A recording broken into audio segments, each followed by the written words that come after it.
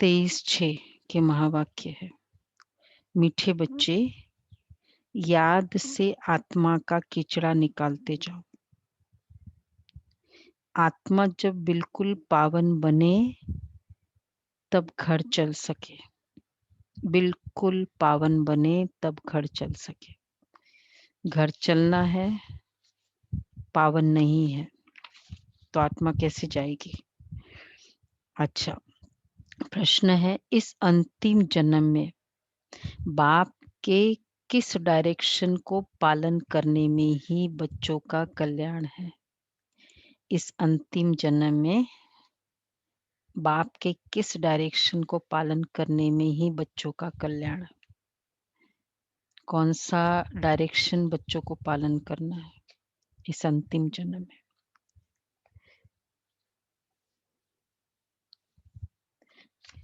अंतिम जन्म है ना, कौन सा डायरेक्शन होगा बाबा का?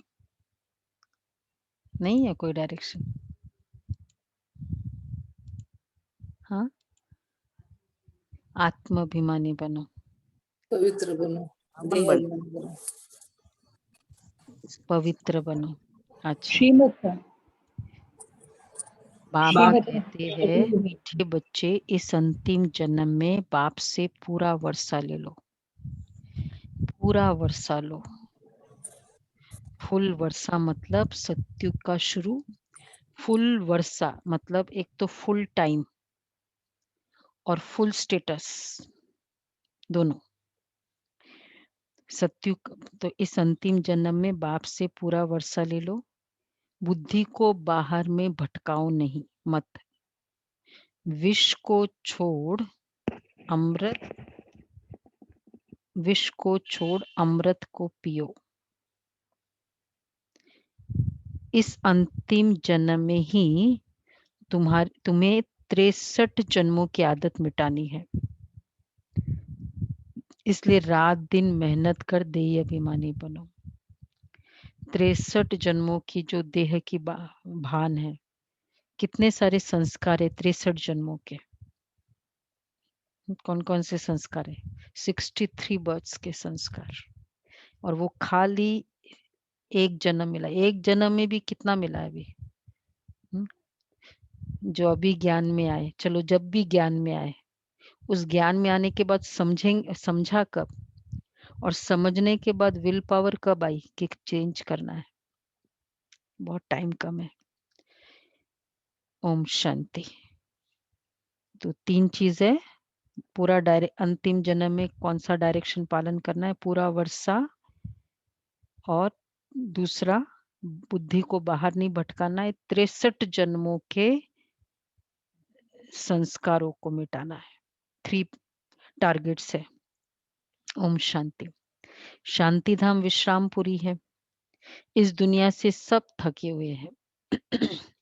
चाहते कि हम अपने सुखधाम में जाए। ये दुनिया अच्छी नहीं लगती। स्वर्ग को देखते तो नरक से दिल कैसे लगे। कहते हैं बाबा जल्दी करो, इस दुखधाम से ले चलो। बाप भी समझाते हैं, ये तो छीछी दुनिया है, इनका नाम ही है डेविल वर्ल्ड, नरक। ये कोई अच्छा अक्षर है? अच्छा अक्षर है क्या? कहाँ डीटी वर्ल्ड, कहाँ डेविल वर्ल्ड? इस डेविल वर्ल्ड में तो सब तंग हो गए हैं, परंतु तंग जरूर हो गए हैं, वापस कोई जा नहीं सकता। तमो प्रधानता की खाद पड़ी हुई है, कैसे जाए वापस? इतनी खाद है और वापस जाए क्या हो जाएगा? खुद साफ नहीं है और एकदम साफ जगह में जाना है, एक तो पॉसिबल भी नहीं, और दूसरा है खुद साफ, वो भी जगह भी जाकर खराब कर सकते हैं ना, चांसेस है। तो इसलिए बाबा पहले यहाँ पूरे सफाई। चलो वहां तो नहीं जाएंगे, चलो हिसाब किताब ज्यादा होगा, पर जस्ट इमेजिन मुझे बहुत थप्पड़ खानी पड़े, चलो बाबा ले चले जाए, यहाँ से ले चलो, वहां का क्राइटेरिया तो वैसे ही प्योरिटी है, बहुत पनिशमेंट मिले, वो अच्छा लगेगा? तो बाबा इसलिए कहते हैं कि तमो प्रधानते की खाद पड़ी हुई है, वह खाद आत्मा से निकले, उसके लिए पुरुषार्थ कर रहे हैं। तो जो अच्छे पुरुषार्थी है, उनकी अवस्था पिछाड़ी में अच्छी हो जाएगी। ये पुरानी दुनिया खलास हो जाएगी। अब तो बाकी थोड़े रोज है। जब तक बाप पाकर वापस न ले जाए, आज बाबा का फोकस है रिटर्न जर्नी, तब तक कोई वापस जा नहीं सकते। इतने सालों से भूले हुए हैं, पूरा वो रास्ता ही भूल गए। बहुत समय के बाद हम अपने देश में भी जाते हैं ना, अपने नेटिव प्लेस में, तो कहते कि आप कहाँ खड़े हो? बस स्टैंड पे खड़े हो, हम आते लेने। उस वो जो रहने वाला है ना, उसको आना पड़ता है लेने, नहीं तो क्या हो जाएगा? भटक जाएगा। बाबा खुद आते लेने। पुकार तो बहुत समय से रहे हैं। वो खाद आत्मा से निकले, उसके लिए पुरुषार्थ कर रहे हैं। तो जो अच्छे पुरुषार्थी है, उनकी अवस्था पिछाड़ी में अच्छी हो जाएगी। देखो, अंडरलाइन, जो अच्छे पुरुषार्थी है, मतलब अच्छे पुरुषार्थी, आज जो पुरुषार्थ का होमवर्क मिला, हम करेंगे ही, तो उनकी अवस्था पिछाड़ी में अच्छी हो जाएगी। रोज हमारे लिए, अपने लिए होमवर्क रखा है। रोज टारगेट है। रोज का भी छोड़ो, 1-1 घंटे के टारगेट है। अच्छे पुरुषार्थी, ऑटोमेटिक बाबा एंड में उसको अच्छा हेल्प मदद करेगा ही बाबा। उनकी अवस्था पिछाड़ी में अच्छी हो जाएगी। ये पुरानी दुनिया खलास हो जाएगी। अब तो बाकी थोड़े रोज हैं। जब तक बाप पाकर वापस न ले जाए, तब तक कोई वापस जा नहीं सकते। दुनिया में दुख है ना, घर में भी कोई ना कोई दुख रहता है। तुम बच्चों के दिल में बाबा हमें दुखों से छुड़ाने आए हैं। जो अच्छे निश्चय बुद्धि होते हैं, एक तो अच्छे पुरुषार्थी बताया, जो अच्छे निश्चय बुद्धि है, उसका क्या होगा? वह बाप की याद को कभी भूलते नहीं। उनको कहाँ ही जाता है सर्व का दुख हरता, बच्चे ही पहचानते हैं। अगर सब पहचान ले, तो फिर हम सोचते हैं हमने जितनों की सर्विस की सभी पहचान ले, तो क्या हो जाएगा फिर इतने सब मनुष्य या कहाँ कर बैठे, ये हो न सके। न यहाँ जगह, न मधुबन में जगह, न परम धाम, सॉरी, सतयुग में जगह। ड्रामा एक्यूरेट है। मेहनत हम एक्चुअली जो कर रहे हैं सेवा, उसमें क्या फायदा हो रहा है? हमारा पुण्य का खाता बढ़ रहा है ना। हमने सेवा की, हमारा पुण्य का खाता। हम लोग शुरू-शुरू में आए थे ना दिल्ली में, बॉम्बे से आए। अब दिल्ली में तो इतनी सेवा नहीं थी। मतलब बॉम्बे में तो हमने बाढ़ देखी, नदी के बाढ़ आते, वहाँ 100-100, 150 की क्लास रेगुलर सेंटर पर आता है। यहाँ 25-30 की क्लास होती थी। फिर पूरे दिन में उन दिनों मीडिया तो था ही नहीं, इतना थोड़ी था फेमस। बैठे होते थे नीचे, दीदी कहते थे जाओ नीचे आह्वान करो, आत्माओं का आह्वान करो, आत्मा आए। बैठ जाते थे नीचे। अब 1 दिन, 2 दिन, 3 दिन, 4 दिन कोई आया ही नहीं। इतने जल्दी-जल्दी थोड़ी आते थे कोर्स के लिए, 5-5 दिन तक कोई नहीं। बहनें बैठी होती थी, 9-9 सिस्टर्स होते थे हम लोग, 9। मैं 9th सिस्टर थी। तो दीदी यही कहती कि कोई आया नहीं। बोला तुमने तो बैठने की ड्यूटी की ना, तुम्हारा मार्क्स उतना ही हुआ जितना कोई आकर ज्ञान सुन के पुरुषार्थ करता। गार्ड को कोई आए टेररिस्ट और उसको पिस्तौल लगाए तब थोड़ी सैलरी मिलती है। गार्ड को तो गार्ड की सैलरी मिलेगी। तो ये था, फिट हो गया कि हम कर रहे हैं सेवा, मतलब बाबा ही करा रहा है, निमित्त बना के, इसलिए कि हमारा पुण्य बन जाए। वो आत्मा का भाग्य, बाबा का भाग्य, मतलब बाबा का प्लान, आत्मा का भाग्य। मेरा तो पुण्य बनेगा ना, मैं निमित्त बनी तो, इसलिए बाबा कहते, अगर सब पहचान ले तो फिर इतने सब मनुष्य कहाँ कर बैठे। ये हो न सके, इसलिए ड्रामा में युक्ति रची हुई है। जो श्रीमत पर चलते हैं वही उच्च पद पा सकते हैं, वह तो ठीक है, सजाए खाकर भी शांतिधाम अथवा पावन दुनिया में जाएंगे, परंतु उच्च पद पाने के लिए तो पुरुषार्थ करना पड़े, सजाए करना पड़े ना। दूसरा तो पावन बनने बिगर पावन दुनिया में कोई जा न सके। पावन बनने बिगर पावन दुनिया में आज क्या हुआ है सभी को, सभी खिड़की बंद करके रखे, रोज इशारा मिलते ही मुरली चालू हुई मतलब मेरे खिड़की चालू हो जानी चाहिए। मैक्सिमम खिड़की बंद है आज, शशि बहन, बेला बहन, सारे खिड़की बंद है। क्यों ऐसा? तो बाबा कहते हैं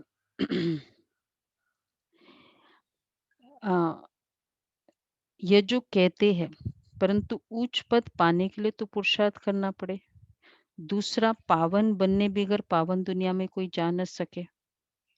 यह जो कहते कि फलाना ज्योति जोत समाया वापस गया, ये हो नहीं सकता। जो पहले पहले सृष्टि पर आए हैं लक्ष्मी नारायण, वो भी वापस जा नहीं सकते, तो और कोई कैसे जा सकते हैं? वो पहले वाला ही नहीं गए, ब्रह्मा बाबा भी नहीं गए, तो बाकी कैसे जा सकते? इनके भी अब 84 जन्म पूरे हुए, अब जाने के लिए तपस्या कर रहे हैं। सब पुकारती है एक बाप को, ओ गॉड फादर, ओ लिबरेटर। वो गॉड फादर है, दुख हरता सुख करता, उसको पुकारा ना गॉड फादर लिबरेटर, दुख हरता सुख करता है। कृष्ण आदि किसको थोड़ी पुकारते हैं, क्रिश्चियनों मुसलमानों सब ओ गॉड फादर क्या बुलाते हैं, आत्मा बुलाती है अपने फादर को। फादर कहते तब है जब समझते हैं हम आत्मा है। आत्मा भी कोई चीज है ना, आत्मा कोई बड़ी चीज नहीं है, वह तो एक स्टार है और अति सूक्ष्म है आत्मा। जैसे बाबा है वैसे आत्मा का स्वरूप है। अब तुम बाप की महिमा करते हो, वह तो सतचित है, ज्ञान का सागर है, आनंद का सागर है। तुम्हारी आत्मा भी उनके समान बनती है। तुम्हारी बुद्धि में भी अब सारे सृष्टि के आदि मध्य अंत का ज्ञान आ गया है, और कोई मनुष्य मात्र में ज्ञान ही नहीं है सृष्टि के आदि मध्य अंत का, और वो भी इन डिटेल का ज्ञान है। किसी को भी कुछ भी मतलब देखो, आदि मध्य अंत का ज्ञान का मतलब क्या है, उसका लिंक होना चाहिए। वैसे तो हमने शास्त्रों में सत्युग की बातें सुनी है, त्रेता की बातें सुनी है, इसको आदि मध्य का अंत का ज्ञान, भाई सीक्वेंस बताओ ना, और फिर वो जस्टिफाई होना चाहिए। सतयुग में ऐसे हुआ तो इसलिए सतयुग है, त्रेता में ऐसे हुआ इसलिए त्रेता युग है, पूरा सीक्वेंस में जस्टिफाई तो होना चाहिए। ओनली मैंने सपोज उस फिल्म में इधर की बात बोल दी, इधर थोड़ी थोड़ी बात सब बोल दी, क्या हम कहेंगे मुझे फिल्म के पूरा शुरू मिडिल एंड एंड तक का पूरा नॉलेज है? इधर थोड़ी थोड़ी बात सबकी बोल दी मैंने स्टार्टिंग की, पर मैंने सीक्वेंस नहीं कुछ मुझे पता है कि वो कैसे रहते थे, फिर कैसे चाचा जी के साथ रहते थे, फिर चाचा जी का नेचर कैसा था, फिर उसने कैसे कैसे इन लोग साथ में हुए, और उसके कारण फिर उन्होंने कैसे उसको डुबोया, क्योंकि तो वो सब कनेक्शन है ना एक स्टोरी का भी, तब कहेंगे कि हाँ मुझे पूरा स्टोरी पता है। इसी तरह सत्युग त्रेता की पूरी स्टोरी और कहीं पता था ऐसे सीक्वेंस वाइज, ये धर्म आया, इस धर्म में कौन सी बात की स्थापना की, और उसमें भी क्यों वो धर्म वो वैल्यूज की स्थापना की, इसका पता था और कहीं पता था? नहीं पता था ना। इसलिए बाबा कहते ड्रामा के आदि मध्य अंत का ज्ञान, तो आत्मा भी कोई चीज है। तुम्हारी बुद्धि में सारे सृष्टि के आदि मध्य अंत का ज्ञान आ गया, और कोई मनुष्य मात्र में ये ज्ञान ही नहीं है। सारा भारत सारी विलायत ढूंढ लो, कोई को भी पता नहीं है। पता है किसी को? इतनी डिटेलिंग का ज्ञान। क्यों धर्म स्थापन हुए और अभी वो धर्म स्थापक की क्या स्टेटस है, इतना बोल दिया बुद्ध, वो गया या निर्वाण गया, या अब धर्म स्थापन हुए क्यों इसलिए हुए, तो अभी क्या है, कहाँ है, ऊपर चले गए। कितना बड़ा डिस्क्लोजर बाबा कर रहे हैं। तो 84 लाख तो इम्पॉसिबल है। आत्मा को आत्मा 84 जन्मों का पाठ बजाती है। 84 लाख जन्मों का तो कोई वर्णन भी ना कर सके। बाप कहते तुम अपने जन्मों को नहीं जानते हो, हम सुनाते हैं। वह सब सुनते भी पत्थर बुद्धि समझते नहीं कि 84 लाख जन्म तो कोई सुना ही कैसे सकते हैं। अभी तुम जानते हो ब्राह्मण है, हमने 84 जन्म लिए हैं। ब्रह्मा ने भी 84 जन्म लिए, विष्णु ने भी 84 जन्म लिए हैं। ब्रह्मा सो विष्णु, विष्णु सो ब्रह्मा। लक्ष्मी नारायण ही 84 जन्म ले फिर ब्रह्मा सरस्वती बनते हैं। यह भी समझने की बात है। बाप कहते हर 5000 वर्ष बाद आकर समझाता हूँ, और हर 5000 वर्ष बाद आकर समझाता हूँ। ब्राह्मणों का ये एक ही जन्म है। अभी तुम वर्णों का राज भी समझते हो, सारे वर्णों का राज। हमसों का अर्थ भी समझा है। हम आत्मा सो देवता बनते हैं, फिर हम सो क्षत्रिय, हम सो शूद्र, वैश्य शूद्र बनते। क्लियर है सभी को? हम सो का राज सबको पता? पुराने नए कौन है? राजू बहन, नई आत्मा। हम सो हम का राज पता है? नहीं पता? हम सो देवता, चारों वर्ण, सो क्षत्रिय, सो वैश्य, सो शूद्र। ये है हम सो और फिर हम सो देवता बनेंगे। ये क्लियर? तो बाबा कहते हैं ये है रास 84। हम सो हम। तो वो कहते हैं हम सो परमात्मा सो हम। एक्चुअली परमात्मा नहीं, वो तो पॉसिबल नहीं। हम सो देवता सो हम। लेकिन इसलिए हम, वैसे तो हम सो देवता है और देवता सो हम है, लेकिन हम सो देवता के वो तो एग्रीड है, इजी है। ब्राह्मण से हम देवता बनेंगे, पर देवता से हम ब्राह्मण कैसे बने, ये पूरा भी तो क्लियर होना चाहिए। हम सो, फिर सो हम, ये पूरी जर्नी है। अब क्लियर? क्विज में क्वेश्चन डाले ये सबको आ जाएगा आंसर। ये है देवता का राज।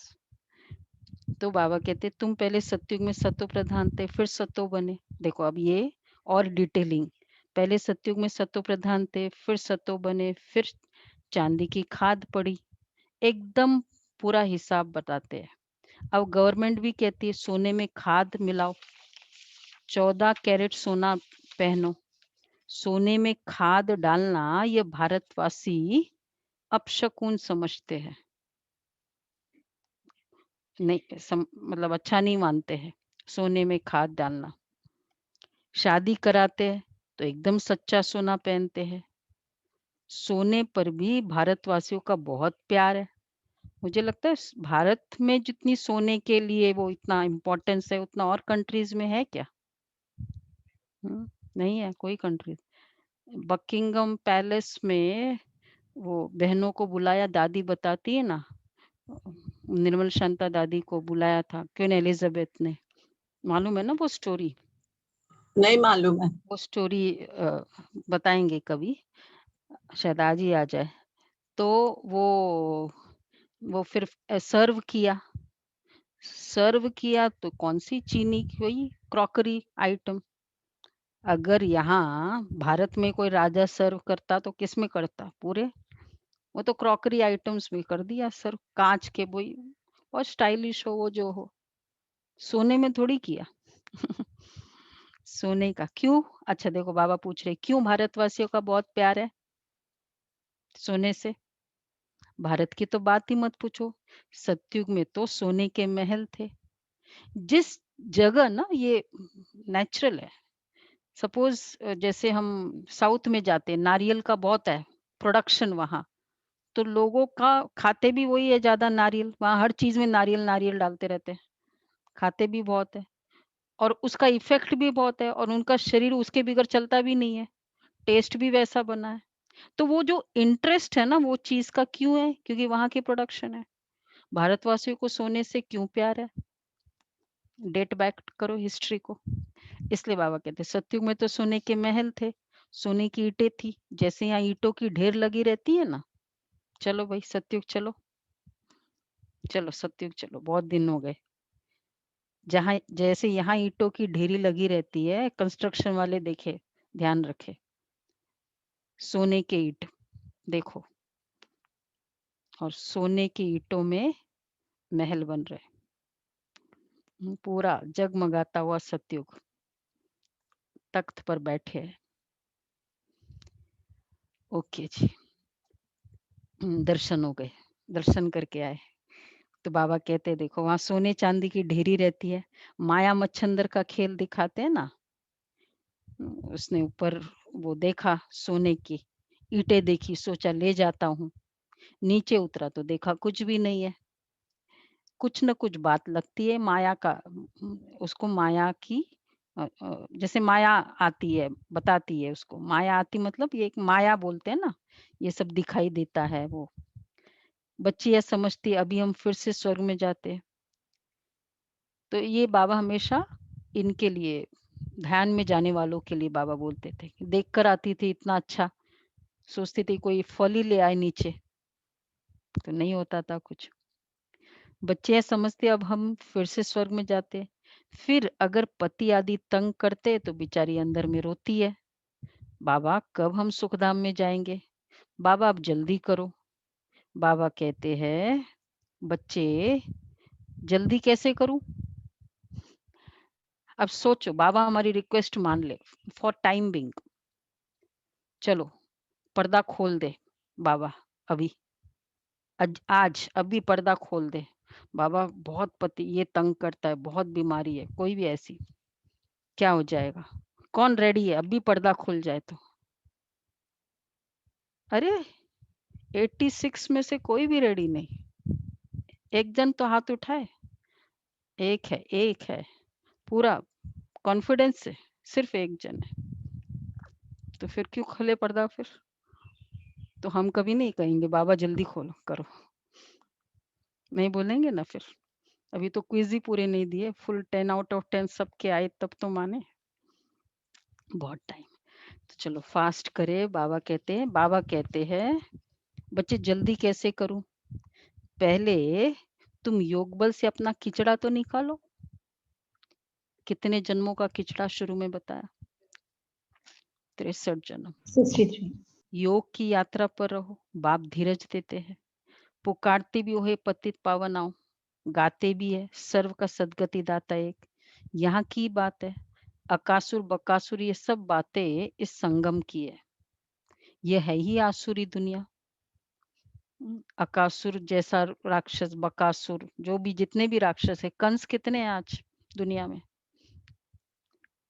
आज की दुनिया में पूतना कितनी है, मतलब फीमेल है लेकिन इतनी नेगेटिव भावना। शूर्पणखा कितनी है, आकर्षित होने वाली, इन्फ्लुएंस होने वाली फीमेल जेंडर, उसको कहेंगे शूर्पणखा। तो शूर्पणखा कितनी है, जरूरत ही नहीं रामायण पढ़ने की, यही यही सब कुछ कैरेक्टर्स मिल रहे हैं सब। बाबा कहते हैं तो तुम जानते हो सतयुग में हर चीज सतो प्रधान होती है, अकासुर बकासुर ये सब संगम की बात है। बाप समझाते मैं कल्प कल्प संगम पर आता हूँ, जब सारा झाड़ जर्जरीभूत अवस्था को पाता है। तुम जानते हो सतयुग में हर चीज सतो प्रधान होती है। यहाँ इतने पंछी जानवर आदि है, ये सब इतने वहां होंगे नहीं। बड़े आदमियों के पास अच्छी सफाई रहती है, कॉकरोच, चूहे, मच्छर सब रूल्ड आउट। ये तुम वैसे भी म्यूटेशन के हैं पूरे, तो सब ऐसे वाले जानवर ही नहीं रहेंगे। बड़े आदमियों के पास बहुत अच्छी सफाई रहती है। उन्हों के रहने का स्थान, फर्नीचर आदि बहुत अच्छा होता है। एक कॉकरोच वो कितना गंद कर देता है। इनफैक्ट वो आता ही गंदगी के कारण। ऐसा ही है ना? मच्छर आते ही गंदगी के कारण। तो जब गंदी नहीं होगा तो सत्युग में कैसे सफाई रहती है? मधुबन जाते हैं ना, सब सेंटर पर आते हैं, मधुबन जाते हैं, तो सबसे ज्यादा मतलब लेक्चर्स है वो सब तो अच्छा लगता ही है। दो चीज बहुत अट्रैक्ट करती है लोगों को। कौन गया मधुबन फर्स्ट टाइम? जो चीज जो बहुत अच्छी अट्रैक्ट हुई क्या? अदर देन द सेशंस वो तो है। क्या अट्रैक्ट? डिसिप्लिन बहुत है वहाँ सफाई पे सबके अंदर। सफाई क्लीनलीनेस, सफाई, सफाई और दूसरा भोजन। सफाई, भोजन वो बहुत भोजन। हम्म तो बाबा कहते हैं वहां बहुत। तो सफाई सत्युग में कैसी होगी सफाई? तुम भी इतने उच्च देवताएं बनते हो, वहां ऐसी कोई छीछी चीज रह न सके। यहाँ तो मच्छर आदि अनेक प्रकार की बीमारियां, कितनी गंदगी रहती है। गावड़ों में इतना गंद नहीं रहता है। बड़े बड़े शहरों में बहुत गंदगी रहती है, क्योंकि बहुत मनुष्य हो गए हैं, रहने की जगह ही नहीं है। तुम सारे विश्व के मालिक बनते हो। मनुष्य गाते घट ही में ब्रह्मा, घट ही में विष्णु। मतलब शरीर में ही ब्रह्मा है, शरीर घट मतलब शरीर, घट घट ही में 9 लाख तारे, ये भजन है। ब्रह्मा से विष्णु बनते हैं, विष्णु के साथ सितारे भी है।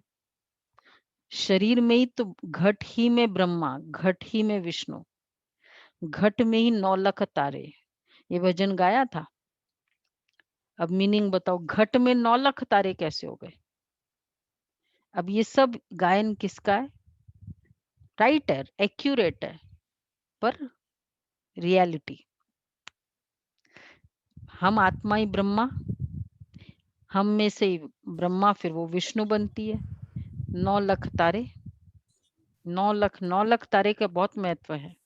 9 lakhs स्टार्स। बिगिनिंग होगी ना सत्य। ब्रह्मा से विष्णु बन जाते, विष्णु के साथ सितारे भी है। सत्युग में ये देवता बनते हैं, तो इतना थोड़ी होते हैं। झाड़ पहले छोटा होता है, फिर वृद्धि को पाता है। सत्युग में तो बहुत थोड़े होंगे। वही भारत, भारत भी एक्सटेंडेड भारत, और ओनली 9 lakhs। सोच के भी सोच के भी कितना खुशी हो जाती है। 9 lakhs। तो मीठी नदियों के ऊपर तो सतयुग में बहुत थोड़े होंगे। मीठी नदियों के ऊपर रहते होंगे। यहाँ नदियों से बहुत कैनाल्स निकलते हैं। वहां कैनाल्स आदि होंगे। कौन सा कैनाल है? कितने सारे कैनाल्स निकले हैं। वहां कैनाल्स आदि होते थोड़ी है। मुट्ठी जितने तो मनुष्य होते हैं। इतने के लिए तो गंगा जमुना तो है ही।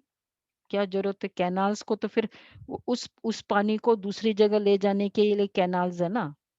मुट्ठी भर तो मनुष्य है। तो बाबा कहते हैं मीठी, और वो भी नदी मीठी। मीठी आज की तरह खरास नहीं होगा। सागर उन नदियों के ही आसपास रहते हैं। इमेजिन करो, एक छोटा स्विमिंग पूल बनाते घरों में, सोचता है थोड़ा पानी का एक अट्रैक्शन होता है। बाग बगीचा हो जाए थोड़ा सा, और वहां सतयुग में मीठी नदियों के पास महल होंगे सबके। भाई खुश नहीं हो रहे हो मनोज भाई? मन ही मन फुदक रहा है ना। देखो बाबा कहते हैं वहां कैनाल आदि थोड़े ही होते हैं। तो तुम नदियों के आसपास ही रहते हो। 5 तत्व भी, और सुनो आगे, बैठे ना सभी सतयुग में। इधर मत आओ अभी थोड़ी देर, आज 1 घंटा इधर वहीं बैठे रहेंगे। जब जरूरत हो तो नीचे आएंगे। 5 तत्व भी देवताओं के गुलाम बन जाते हैं। इमेजिन करो, बैठे हैं, आपकी इच्छा हुई, विश्व महाराजन की इच्छा हुई कि थोड़ा बरसात होना चाहिए, थोड़ा बरसात का भी आनंद ले।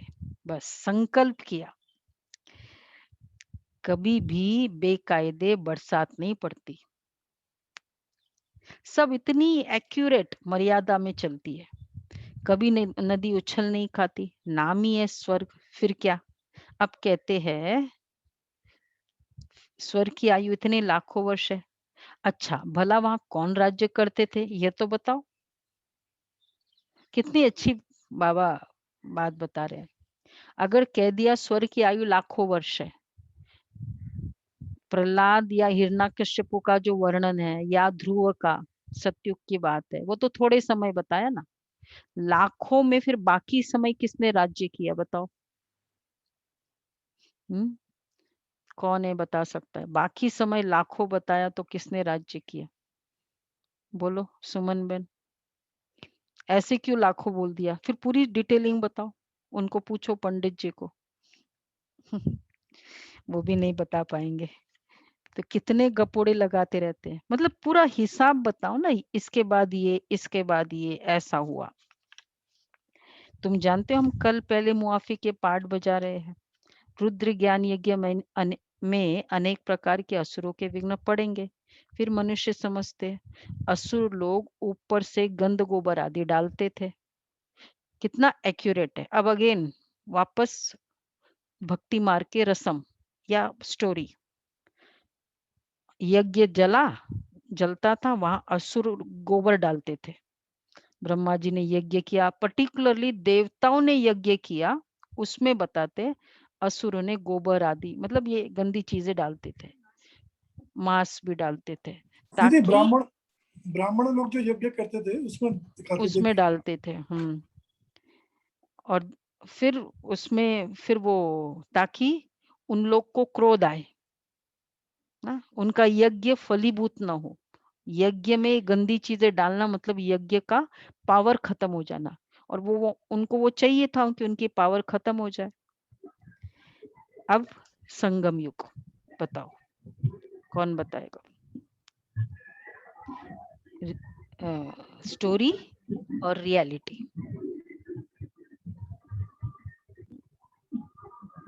संगम युग का बताओ। वो तो शुरू से पता ही, जब यज्ञ शुरू हुआ तो जो ऑपोजिशंस हुआ, जो पिकेटिंग हुई, जो आग लगाई, एग्जीबिशंस को जलाया, ब्रह्मा बाबा को मारने के लिए आए, तो सब माताओं को, कन्याओं को घर से नहीं निकलने शुरू भी देते। तो है और अभी भी जो यज्ञ में ब्राह्मण बनेगा उसको विघ्न आएंगे। अभी तक विघ्न आते हैं। शुरू में तो आए थे, वो तो एक इतिहास बन गया। अभी तक आते हैं, अभी तक पवित्रता पर विघ्न है। तो बाबा कहते हैं फिर मनुष्य परंतु नहीं, तुम देखते हो कितने विघ्न पड़ते हैं, अबलाओं पर अत्याचार होते हैं। तब तो ये सब होगा, तब तो पाप का घड़ा भरेगा। बाप कहते हैं नहीं तो कैसे भरेगा। एकदम श्रेष्ठ इंसान के ऊपर अत्याचार करना, उसका दुगुन 100 टाइम्स मल्टीप्लाई होता है उसका पाप, जो बहुत बढ़ता है उसका। बाबा कहते हैं पाप का घड़ा भरेगा, थोड़ा सहन करना पड़ेगा। तुम अपने बाप और वर्षे को याद करते रहो। मार खाते समय भी देखो, मार खाना बंद नहीं होगा लेकिन मार खाते समय भी बुद्धि में याद करो। किसकी? शिव बाबा की। तुमको तो बुद्धि में ज्ञान है। किसको फांसी पर चढ़ाते तो पादरी लोग कहते हैं ना, गॉड फादर को याद करो। ऐसे नहीं कहेंगे कि क्राइस्ट को याद करो। इशारा गॉड के लिए करते हैं, वो इतना लवली है, सब उनको पुकारते, आत्मा ही पुकारती है। अब देही अभिमानी बनने में ही मेहनत है। 63 जन्म तुम देह अभिमान में रहे। कितनी बॉडी कॉन्शियसनेस, 63 जन्म, कितने संस्कार पावरफुल हो गए, तुरंत चले जाते हैं। अब तुम इस एक जन्म में वह आधा कल्प की आदत मिटानी है। चलो इमीडिएट पॉइंट ऑफ लाइट में स्थित हो जाए। मैं पावरफुल ज्योतिर्बिंदु, पॉइंट ऑफ लाइट, सिर्फ पॉइंट दिखे, एकदम चमक रहा है।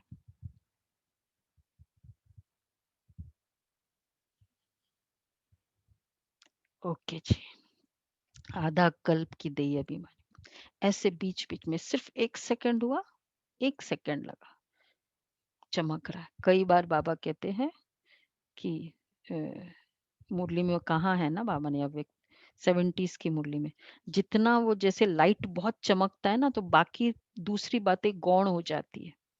तो स्वयं के प्रति आत्मिक फीलिंग जितनी ज्यादा होगी ना, तो सामने वाले को हमारा शरीर दिखाई नहीं देगा, क्योंकि वो पावरफुल लाइट दिख रहा है। तो बाबा कहते हैं 63 जन्म देह अभिमान में रहे। तुम जानते हो देह अभिमानी बनने से हम स्वर्ग के मालिक बन जाएंगे, कितनी उच्च प्राप्ति है। तो रात दिन बच्चे इसी कोशिश में रहना पड़े। मनुष्य धंधे आदि के लिए भी मेहनत करते हैं। आमदनी में मनुष्य को कभी झुटका या उबासी नहीं आएगी। धंधे में झुटका आती है, उबासी आती है, क्योंकि आमदनी है, पैसे की खुशी रहती है, थकने की बात ही नहीं रहती है। बाबा भी अनुभवी है ना, रात को स्टीमर जाते थे तो आकर माल खरीद करते थे। जब तक ग्राहक की जेब खाली न करे तब तक उनको छोड़े नहीं। ब्रह्मा बाबा बहुत चतुर बिजनेसमैन था, मतलब बिजनेस का एक एक्सपीरियंस है। मतलब इतना कन्विंस करते थे ग्राहक को, वो स्टीमर में माल आता था, लेने जाते थे। बाबा ने रथ भी पूरा अनुभवी लिया है, इसने सब अनुभव किया है। बहुत चतुर थे ना बाबा। बाबा ये जो गहने है ना पहनाते थे, अच्छे अच्छे गहने, क्रिएटिव बहुत थे बाबा। तो बना बना के फिर किसको पहनाते थे? बच्चों को। और वो बच्चे फिर पार्टी में जाते थे तो ऑटोमेटिक उनकी एडवर्टाइज हो जाती थी और बहुत सारे ऑर्डर्स आते थे। चतुर थे बाबा ऐसे। तो बाबा कहते थे गावड़े का छोरा भी था, 10 आने मण अनाज बेचता था। एक ही लाइफ में सब कुछ अनुभव किया बाबा ने। बहुत गरीबी भी थी। अभी तो देखो विश्व का मालिक बनते। 10 आने, 4 आने तो छोड़ो, 10 आने में 1 मण अनाज बेचता था। एकदम गावड़े का था। फिर चढ़ गया तो एकदम जवारात के धंधे में लग गया। बाबा ने 3 बिजनेस किए जहां तक स्टोरीज आती है। एक अनाज का, फिर हेडमास्टर स्कूल का भी किया, नहीं शायद स्कूल का उनके फादर थे। तो फिर 2 ही बिजनेस हो गए, इसका बिजनेस था और उसका फिर जवारात का। बस जवारात की बात है। यह फिर है सच्चे दीदी स्टीमर में क्यों जाते थे? स्टीमर में वो जो आते थे वो माल लेने जाते थे ना शाम को। तो जब बारात की ज्वेलर बन गए बॉम्बे तब की में बात है। बॉम्बे में जॉब करते थे बाबा। अच्छा माल लेने शाम को, फिर क्योंकि हीरे जवाहरात होते ना सुबह नहीं होते थे, रात को स्टीमर्स। दीदी गावड़े का छोड़ा मीन्स व्हाट? गांव का था ना बाबा, कलर। छोटे से अच्छा गांव इसलिए। का बच्चा था। ओके। तो बस जवाहरात की बात है। ये फिर है सच्चे जवाहरात। ये होता है रॉयल व्यापार। जवाहरात का बिजनेस थोड़ा रॉयल है। बाबा बहुत अनुभवी है। बाबा वाइसरॉय आदि के घर में ऐसे जाते थे जैसे अपना घर। उन दिनों वाइसरॉय होते थे ना, फिर 47 तक तो वाइसरॉय था, अपने घर की तरह। वाइसरॉय ऑफ कौन सा था, बंगाल का वाइसरॉय, बाबा का बहुत अच्छा मतलब फ्रेंड। इतना बाबा का मान था। और राजा राजा के घर जाते थे बाबा। नेपाल का राजा, उदयपुर के राजा, स्टोरी तो मालूम है बहुत सारे। तो उनके पास, और रानियों के महल में नेपाल में अलाउड नहीं होते थे पुरुषों को। अब जवाहरत गहने तो बहनी रानियां ही पहनती ज्यादा थे, तो बाबा को अलाउ करते थे। आज जो नेपाल का जहाँ सेंटर है उसके पीछे वो रानी का महल होता था। तो वो रानी ने बताया था बहनों को कि बाबा आते थे और ये, और वो उनके पास वो गहने भी थे बाबा के। अभी जहाँ मेन सेंटर है नेपाल का, काठमांडू में। तो बाबा कहते हैं, बाबा वॉइसरॉय आदि के घर में ऐसे जाते थे जैसा अपना घर। इनको फिर कहा जाता है अविनाशी ज्ञान रतन। जितना ये बुद्धि में धारण करेंगे इससे तुम पदमपति बनेंगे। शिव बाबा को कहा जाता है सौदागर, रत्नागर। उनकी महिमा भी गाते, फिर कह देते सर्वव्यापी। महिमा के साथ फिर इतनी ग्लानि, कैसी हालत हो गई है भक्ति मार्ग की। बाप कहते हैं जब भक्ति पूरी होती है तब भक्तों का रक्षक बाप आते हैं। ये भी अच्छा, पहले पहले ब्राह्मण बनते हैं और बाप से वर्षा लेते हैं, फिर है पूज्य बनने का। रावण ने पुजारी बनाया, बाप पूज्य बनाते हैं। यह है भगवान उवाच। भगवान एक है, 2-3 भगवान होते नहीं। 2-3 नहीं होंगे, एक ही काफी है। 2-3 हेड्स नहीं होते कहीं भी। जो हाईएस्ट पोजीशन वाले हैं, प्रेसिडेंट्स 2 होते हैं, प्रधानमंत्री 2 होते हैं, चेयरमैन 2 होते हैं, ऑलवेज सिंगल, हाईएस्ट पोजीशन। तो गॉड्स गॉडेसेस कैसे हो सकते हैं? गॉड्स कैसे हो सकते हैं? अंडरस्टूड है। गीता भगवान की गाई हुई है। शिव भगवान उवाच के बदले कृष्ण का नाम ठोक दिया है, तो कितना फर्क हो गया। ड्रामानुसार फिर भी गीता का नाम ऐसे बदलना ही है। फिर बुलाते हैं पतित पावन आओ। बाप पावन बनाते, रावण पतित बनाते हैं। तो समझने की कितनी बुद्धि चाहिए। श्रीमत श्रेष्ठ ते श्रेष्ठ मत है ही एक बाप की। ये लक्ष्मी नारायण स्वर्ग के मालिक बाप की मत से ही बने हैं ना। लक्ष्मी नारायण का पद मिल सकता है बाप की मत से, इतना श्रेष्ठ पद। और मुरलियों से ही कंफर्म हो जाता है कि ये पद मिल सकता है, अगर हम मुरली को समझते हैं, धारण करते हैं। अच्छा, मीठे मीठे सिके लदे बच्चों प्रति माता पिता बाप दादा का याद प्यार गुरु। रूहानी बाप की रूहानी बच्चों को नमस्ते। नमस्ते। हम रूहानी बच्चों की रूहानी बाप दादा को याद प्यार नमस्ते, गुड मॉर्निंग और बाबा। नमस्ते। वाह बाबा, वाह, शुक्रिया बाबा, शुक्रिया। पहला पॉइंट है, इस एक जन्म में 63 जन्मों के पुराने देह अभिमान की आदत मिटाने की मेहनत करनी है। 63 जन्मों के पुराने देह अभिमान की आदत मिटाने की मेहनत। एक जन्म भी नहीं, अभी थोड़ा सा टाइम। देही अभिमानी बन स्वर्ग का मालिक बनना है। दूसरा है, इस हीरे तुल्य उत्तम जन्म में इस बुद्धि को भटकाना नहीं है। इस हीरे तुल्य उत्तम जन्म में इस बुद्धि को भटकाना नहीं है, सतो प्रधान बनना है।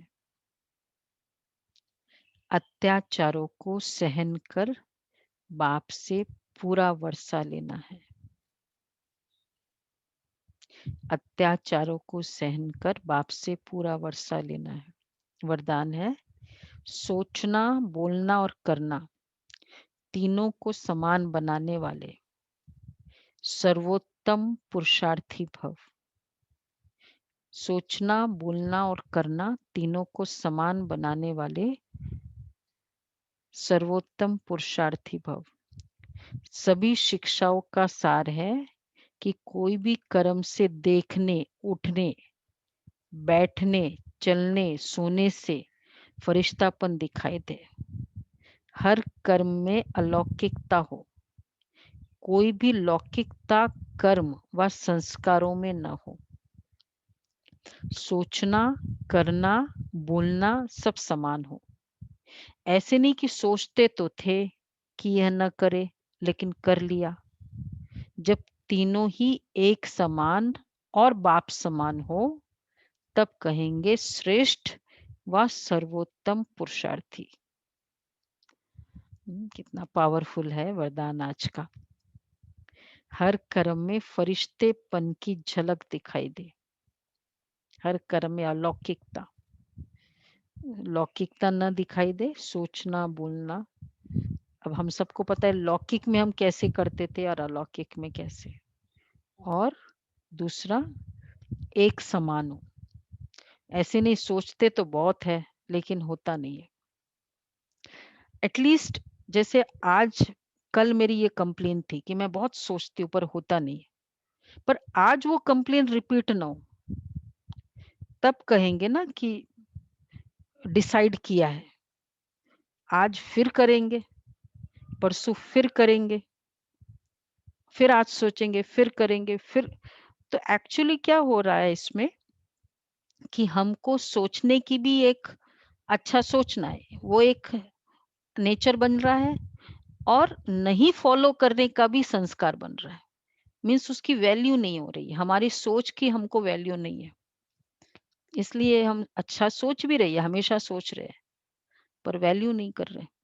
और वैल्यू खुद को खुद की वैल्यू नहीं करेंगे ना, तो बहुत डिमांड करेंगे रिस्पेक्ट की, क्योंकि खुद के वर्ड्स की वैल्यू नहीं है, तो फिर हम चाहेंगे क्या, दूसरे मुझे वैल्यू करें। इसलिए फिर वो देह अभिमान आता है। देह अभिमान में क्या आता है, दूसरे मुझे रिस्पेक्ट करे, कनेक्शन है। इसलिए बाबा कहते हैं, तो आज का बहुत अच्छा सम्मान है। आज संकल्प करो, सोचा है ना आज ये करना है, एटलीस्ट नियर टू उस लेवल तक पहुंचे जो पुरुषार्थ करेंगे, तब कहेंगे तो मैं तीनों को समान बनाने वाली सर्वोत्तम पुरुषार्थी हूँ।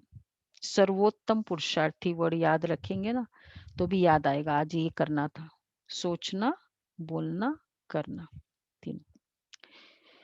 स्लोगन है जिम्मेवारी उठाना अर्थात एक्स्ट्रा दुआओं का अधिकारी बनना।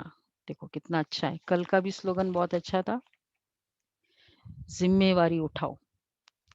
जिम्मेवारी अर्थात कौन सी जिम्मेवारी, बाबा की सेवाओं की जिम्मेवारी, अपने पुरुषार्थ की जिम्मेवारी, उसको कहेंगे जिम्मेवारी। बाकी तो जिम्मेवारी हम उठाते ही है, लेकिन स्वयं के पुरुषार्थ की और दूसरा सेवाओं की अब उठानी चाहिए। मतलब ये वाला मैं करूंगा, तो जिम्मेवारी उठाने से क्या होगा, बाइंड होते हैं हम बहुत बार। अब जैसे क्विज है, हमको क्विज अटेम्प्ट करना ही है, तो ऑटोमेटिक हम पढ़ लेते हैं ना, ऐसे स्पेशली हम पढ़ने नहीं जाते। होगा ऐसा, किसका है, दीपिका बहन स्पेशली पढ़ते हैं, क्विज के नाते पढ़ लिया ना। तो जिम्मेवारी उठाने से वो सेवा हो जाती है, वो कर्म हो जाता है। इसलिए जिम्मेवारी उठाओ, खुद ऑफर करना चाहिए कि मैं जिम्मेवार हूं इसमें,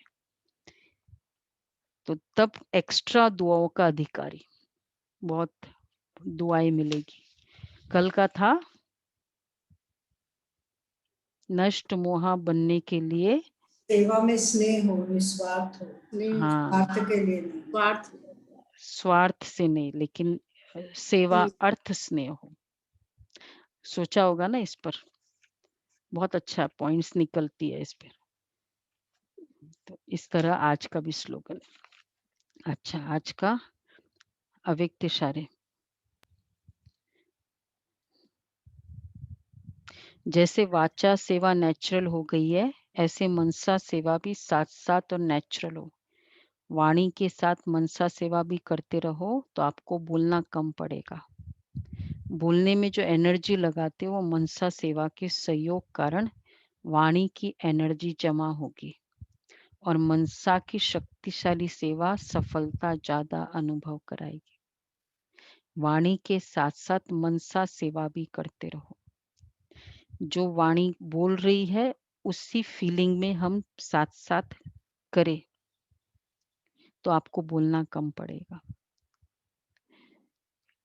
इन अदर वर्ड्स, सेवा करते हुए या बात करते हुए अंतर्मुखी स्थिति, लगाम को बाहर भी रखा लेकिन कंट्रोल भी करा, ऐसा है।